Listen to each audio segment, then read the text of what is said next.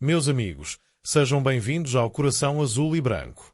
Isto não é só mais um vídeo, é um grito de alma, é Porto puro. Hoje trazemos 5 histórias que mostram o que é resistir, lutar e acreditar, mesmo quando tudo parece desabar. 5 notícias que vão fazer vibrar quem sente o emblema no peito, porque cada palavra que vais ouvir aqui é dita com a garra de quem vive o dragão por dentro. Se és Porto de alma e coração, deixa o teu like, ativa o sininho e subscreva o canal, porque aqui sentimos juntos, sofremos juntos e festejamos juntos. E o que vais ouvir agora vai incendiar as conversas entre os portistas. Houve um momento, e poucos o sabiam, em que o Porto esteve à beira do colapso. Quando André Vilas-Boas assumiu a presidência, encontrou um clube com o coração a bater no limite. 15 dias para pagar 15 milhões. 6 meses para arranjar 115.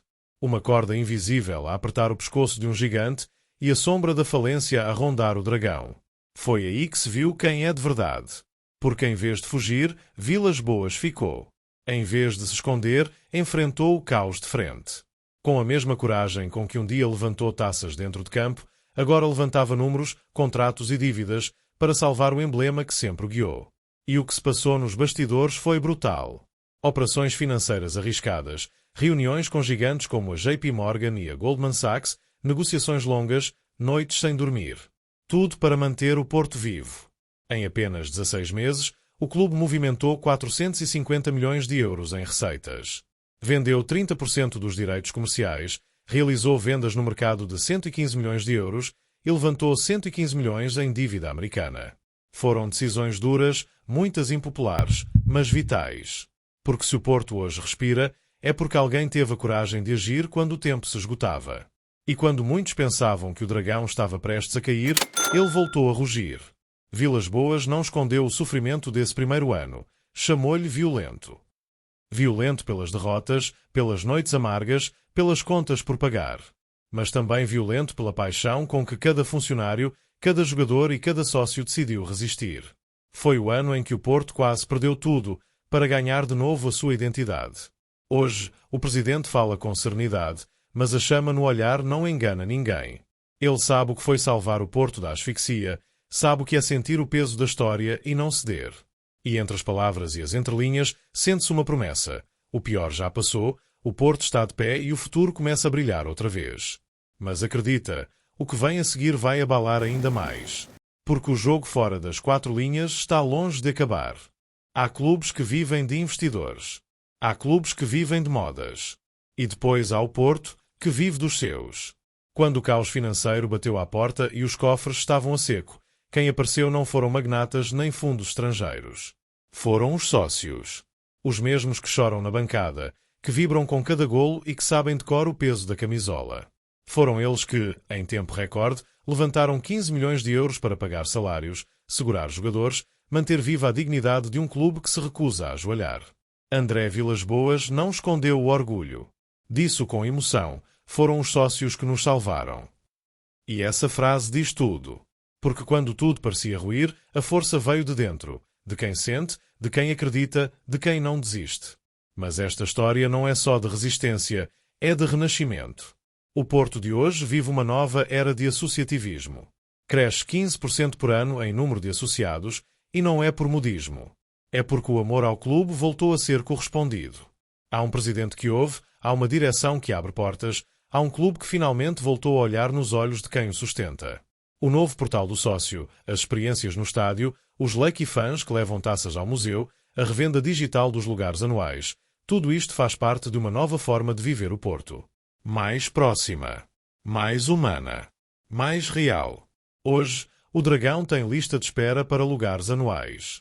Todos os camarotes vendidos. Há fila de espera até para os camarotes. Isto não é coincidência, é paixão organizada. É o reflexo de uma comunidade que voltou a acreditar, que quer participar, que sente orgulho em ser parte da história. E quando o Porto cresce no associativismo, não é apenas em números, é em alma. Há histórias que custam a engolir e esta é uma delas. Porque dói saber que o Porto esteve por um fio, que quase sucumbiu ao peso das dívidas. Mas é também uma história de glória, daquelas que nos lembram porque é que somos diferentes. Outros clubes podem ter orçamentos maiores, investidores com milhões, campanhas vistosas. Nós temos sócios que abrem a carteira com lágrimas nos olhos, por amor, e fazem o impossível acontecer. Mesmo ferido, o Porto continua de cabeça erguida. Porque um clube só morre quando o seu povo desiste, e o povo azul e branco nunca desiste.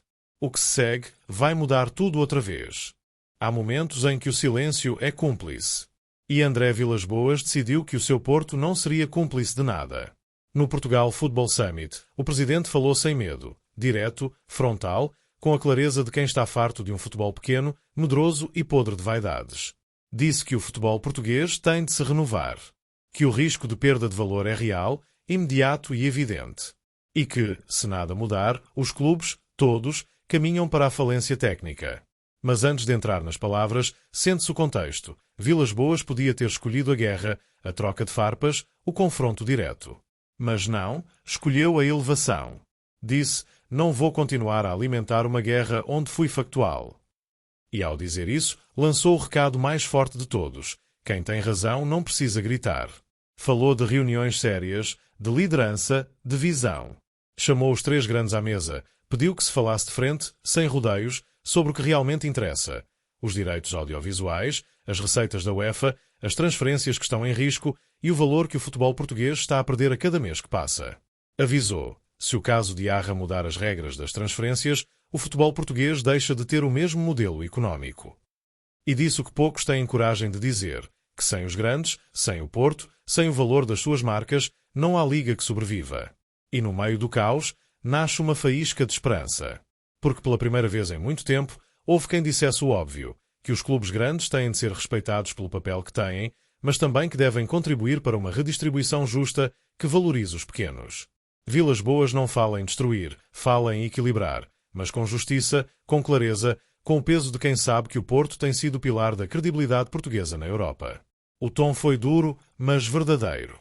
Chamou à responsabilidade a Liga e a Federação, exigiu lideranças fortes, pediu debate sério, visão ampla e transparência total. E no meio dessa exigência, mostrou que o Porto não quer apenas jogar, quer mudar o jogo. A sala ouviu e o silêncio falou por si. Porque ali estava alguém que não teme perder simpatias, que não se esconde atrás de palavras redondas. Ali estava o presidente do Futebol Clube do Porto a dizer o que muitos pensam, mas poucos ousam pronunciar. Mas do nada, algo começou a mudar. A forma como os outros clubes olharam para o Porto, o respeito nas entrelinhas, a certeza de que no Dragão há liderança, visão e coragem. O Porto pode ter caído em campo, pode ter ficado aquém dos títulos, mas nas ideias voltou a ser campeão. O que vem agora vai arrepiar qualquer portista. Há momentos em que o Porto parece cair, mas nunca cai de verdade, apenas recua para ganhar balanço. E é exatamente isso que está a acontecer agora.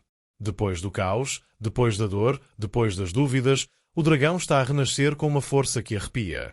O que se vive hoje no clube é mais do que uma recuperação financeira ou uma simples mudança de rumo, é um renascimento de alma, daqueles que lembram que ser Porto não é um estatuto, é uma forma de vida. Vilas-Boas podia ter procurado desculpas, podia ter falado de dívidas, de contextos, de heranças. Mas não. Preferiu olhar em frente, falar em missão, falar em propósito. E esse discurso pegou fogo aos portistas. De repente, o que se sente no Dragão é um novo ar. Os lugares anuais estão esgotados, há lista de espera até para os camarotes e o número de sócios cresce 15% por ano, mas o que impressiona não são os números, é a emoção. Porque quem entra no estádio do Dragão sente logo, o Porto voltou a acreditar.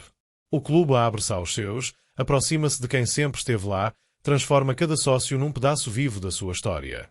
O novo portal do sócio, as experiências únicas no estádio, os lucky fãs que têm o privilégio de tocar nas taças e levá-las ao museu, tudo isto é o Porto a dizer, vocês são parte disto. E quando o clube reconhece o povo responde, com paixão, com orgulho, com fé. E foi essa fé que virou a maré. Hoje fala-se de digitalização, de crescimento, de estabilidade, mas por trás de tudo está o mesmo coração que sempre bateu forte. O Porto de Vilas-Boas é um Porto que respeita o passado, que honra o presente e que prepara o futuro com os pés bem assentes no chão. E se o futuro ainda tem incertezas, há uma certeza maior do que todas. O Porto está vivo. Quando tudo parecia perdido, o Porto mostrou outra vez quem manda. Porque ser Porto é isto, cair e levantar-se. Sofrer e reagir. Ser subestimado e responder com títulos, com raça, com alma. Este renascimento não é um acaso. É o resultado da união, da crença e da coragem de um clube que se recusa a ser pequeno num país que adora diminuir os grandes. O Porto é o contra-ataque do orgulho português, a resposta de quem nunca se rende, a chama que arde mesmo quando tudo à volta está escuro. O dragão voltou a rugir, e desta vez ninguém o vai calar. O estádio vibra, os olhos brilham, o som das bancadas arrepia.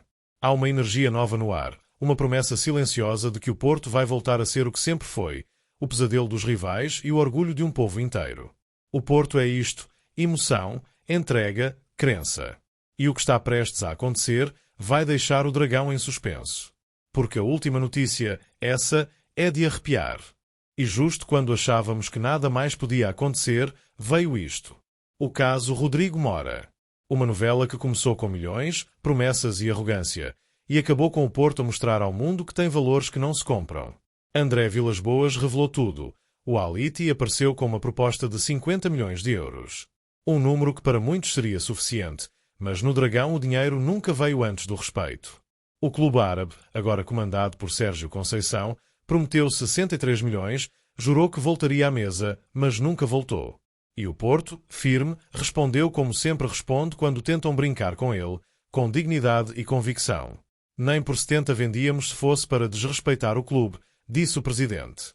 Foi mais do que uma negociação falhada. Foi uma lição. Porque no meio de um futebol cada vez mais mercenário, o Porto mostrou que ainda há quem defenda símbolos, quem proteja miúdos e quem saiba dizer não quando a ética é posta à prova. O presidente foi claro. O comportamento do Al-Ittihad foi borderline com a moral e a ética das transferências. E nessa frase mora a essência do Porto, a frontalidade, a coragem, o orgulho. Não se trata de dinheiro, trata-se de respeito. E há algo de poético nisto tudo. O mesmo Sérgio Conceição que um dia rugiu no banco do Dragão agora está do outro lado. E mesmo assim, Vilas-Boas não virou costas à história. Respondeu com classe, com firmeza, com a autoridade de quem sabe o peso do emblema que carrega. O Porto pode negociar, pode vender, pode mudar, mas nunca se vende. Quem tenta brincar com o dragão acaba queimado. E no meio de toda esta novela, há também um símbolo de futuro.